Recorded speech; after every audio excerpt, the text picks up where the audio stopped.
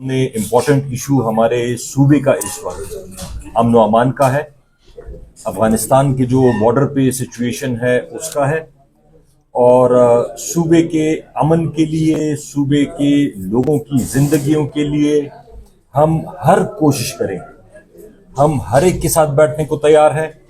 اسی وجہ سے اسپیکر صاحب نے، جو ہماری صوبائی اسمبلی کے ہیں، انہوں نے 12 تاریخ کو ایک ساری political parties, x chief ministers, x governors, جو بھی باقی نیشنل لیڈرز ہیں صوبے سے، ان کو انوائٹ کیا ہے۔ اسپیکر صاحب نے کل، ہم سب ایک ڈیلیگیشن گئے تھے، ہم نے امیر مقام صاحب کو بھی انوائٹ کیا ہے، ہم سراج الحق صاحب کو انوائٹ کریں گے، مولانا فضل الرحمان کو بھی۔ ہم چاہتے ہیں کہ جتنے بھی پولیٹیکل فورسز ہیں، چاہے وہ اسمبلی کے اندر ہیں یا اسمبلی کے باہر ہیں، اس ایک مقصد کے لیے، صوبے کے امن کے لیے ہمیں ایک ہو کے بیٹھ کے مل کے فیصلے کرنے پڑیں گے، کیونکہ یہ ایک پولیٹیکل پارٹی کا یا ایک حکومت کا اکیلے کا کام نہیں ہے۔ شاید باقی پاکستان میں لوگوں کو اتنا اندازہ نہیں ہے کہ وہاں پہ کیا سچویشن ہے، لیکن حقیقت میں وہاں پہ حالات خراب ہیں، لا اینڈ آرڈر کی بہت زیادہ پرابلمز ہیں۔ تو اس وجہ سے ہم چاہتے ہیں کہ ساری پولیٹیکل پارٹیز اور سارے لیڈران مشران مل بیٹھ کے اس کے لیے ایک لائحہ عمل بنائیں اور اس پہ فیصلے کریں۔ تو انشاءاللہ 12 تاریخ کو ہماری یہ بھی ایک کوشش ہے۔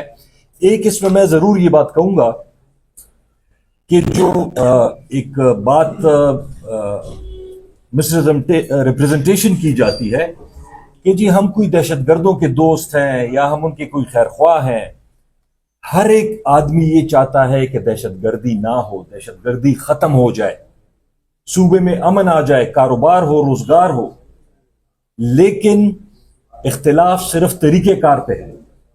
ہم یہ چاہتے ہیں کہ دہشت گردی کے خلاف جو بھی اقدامات کرنے پڑیں صوبائی حکومت، وفاقی حکومت مل کے لے، لیکن اس میں لارج سکیل ڈسپلیسمنٹ نہ ہو۔ یہ نہ ہو کہ لاکھوں لوگ دربدر ہو جائیں، گھروں سے اپنے نکل آ کے ان کو آپ کیمپوں میں ٹھہرا دیں اور ان کا پتہ نہیں چلتا کہ مہینوں تک، سالوں تک وہ ادھر بیٹھے رہیں گے، سردیاں آ رہی ہیں اور ان کا پھر واپسی کا کوئی پلان نہ ہو، ان کی کمپنسیشن نہ ہو۔ تو ہم یہ چاہتے ہیں کہ ایسا طریقہ ہو اور وہ مل بیٹھ کے حل ہو سکتا ہے۔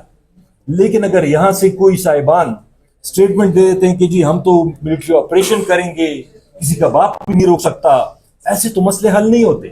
ملک ایسے چلتے ہیں، سیاست ایسے ہوتی ہے۔ ہم دوسری بات، ہم یہ چاہتے ہیں کہ جو کولیٹرل ڈیمیج ہے یہ نہ ہو، بے گناہ لوگ نہ مریں، بچے، خواتین، بوڑھے، یہ کولیٹرل ڈیمیج نہ ہو۔ اور اگر کہیں غلطی سے ہو بھی جائے، اول تو ہونے نہیں چاہیے، لیکن اگر کہیں سے ہو بھی جائے پھر بھی اس کو پراپر انکوائری ہو کے اس کی کمپنسیشن ہونی چاہیے۔ یہ نہ ہو کہ بے گناہ لوگ بھی مارے جائیں اور پھر ہم ان کو دہشت گرد ڈکلیئر کریں۔ ان چیزوں پہ ہمیں صرف اختلاف ہے، باقی ہم یہ چاہتے ہیں کہ ساری پولیٹیکل پارٹیز، گورنمنٹ مل بیٹھ کے صوبے کے امن کے لیے ایک حل نکالیں اور دیر پا ہو اور امپلیمنٹیبل ہو اور پریکٹیکل ہو۔ بہت شکریہ۔ آپ اچھا سر یہ بتا دیں، اپنا بات کریں گے آپ؟ ٹھیک ہے، اچھا کرے بات۔ میں صرف ایک بات کروں گا کہ کل جو جنید خان اور چیف منسٹر پہ ایف آئی آر ہوا ہے، انتہائی افسوسناک ہے۔ انہوں نے ایسا کوئی کام نہیں کیا جس پہ آپ ان پہ ایف آئی آر کاٹ دیں۔ وہ ایک صوبے کے چیف منسٹر ہیں، الیکٹڈ ہیں، ان کا رائٹ ہے کہ وہ آئیں اسلام آباد، ان کا رائٹ ہے کہ وہ جائیں عمران خان سے ملیں، ان کے پاس کورٹس کے آرڈر ہیں۔ جمہوری طریقے سے بھی، جیل مینول کے حساب سے بھی چیف منسٹر کا اور ان کے جو پارٹی لیڈرشپ ہے ان کا یہ رائٹ بنتا ہے کہ وہ جا کے ملے۔ تو اگر اس طریقے سے آپ ایف آئی آرز کرتے جائیں گے، رکاوٹیں پیدا کرتے جائیں گے، بلیم گیم چلتی رہے گی، تو یہ ملک کا نقصان ہوگا، ٹکراؤ ہوگا جس میں کسی کا فائدہ نہیں ہوگا۔ تو میری یہ ریکویسٹ ہوگی کہ ان ہتھ کنڈوں سے باز آ جائے اور ایف آئی آروں سے کچھ نہیں ہوتا۔ خواہ مخواہ تلخی اور بڑھے گی، تلخیاں بڑھنے سے فاصلے بڑھیں گے، مشکلات بڑھیں گی۔ جو اقتدار کی کرسیوں پہ بیٹھے ہوئے ان کے لیے سب سے زیادہ مشکلات ہوں گی. تھوڑا سا سوچ سے چلا تو زیادہ بہتر ہوگا. سر کیسر صاحب یہ بتاتے ہیں بنیادی طور پر آپ کی اسپیکر سے ملاقات ہوئی ہے, ایک تو سب یہ جاننا چاہ رہے ہیں کہ اس سارے معاملے پر, اس سارے تنازع پر اسپیکر قومی اسمبلی کا کیا موقف ہے, اور اگر اور آج 27 ترمیم پہ بھی آپ نے بات کی, 27ویں ترمیم پر اگر اسی طرح جیسے 18ویں ترمیم کی طرح کوئی ڈرافٹ نہیں, کوئی ترمیم نہیں کی, سب جماعتوں کو کہا تھا کہ اپنے ورکنگ پیپر لے آئیں اگر آئین میں اصلاحات کی ضرورت ہے, اگر اس طرح کی پارلیمانی کمیٹی بنتی ہے تو آپ کا موقف کیا ہوگا؟ عاطف خان صاحب آپ نے جو بات کی ہے بدامنی کی, ہم تو یہ دیکھ رہے ہیں کہ خیبر پختونخوا کی ریٹ نہیں ہے, خیبر پختونخوا کی ریٹ نہ ہونے کی وجہ سے آپ کے لیے مسائل ہیں, مشکلات, اور آپ کے واضح بیانیے بھی نہیں ہیں, آپ تذبذب کا شکار ہیں. ایک طرف یہ کہتے ہیں آپریشن نہ ہو, دوسری طرف آپ کی حکومت آپریشن جاری رہتے ہیں. اس واضح موقع کو بتائیں کہ اپنے ریٹ کب قائم کریں گے آپ خیبر پختونخوا حکومت کی؟ شکریہ سر. جی سب سے پہلے تو بات یہ ہے کہ دیکھیں یہ آئین کوئی مطلب یہ اس کے ساتھ جس طرح یہ کہہ رہے ہیں نا, آئین ایک بہت مقدس ڈاکومنٹ ہوتا ہے, اور جب آئین جب بھی 1973 آئین جب انہوں نے ڈراپ کیا تو اس میں تمام جو اپوزیشن کی تھی, بھٹو نے تمام اپوزیشن پارٹی کو ساتھ بٹھا کے ایک کنسنسس سے ڈاکومنٹ بنائی, اور اس طرح 18 امینڈمنٹ بھی, اور اس پہ لمبی ڈیبیٹ ہوتی ہے, ڈسکشن ہوتے ہیں, کنسنسس بننے کے لیے ایک پورا برین سٹارمنگ ہوتی ہے. آپ جو ہے نا راتوں رات ٹویٹ کرتے ہیں اور پھر جو ہے نا اس کے اوپر ہفتے کے اندر جو ہے نا وہ آئینی ترامیم لائے جاتے ہیں, تو یہ تو آئین کے ساتھ کھلواڑ ہے, یہ تو بہت ظلم ہے.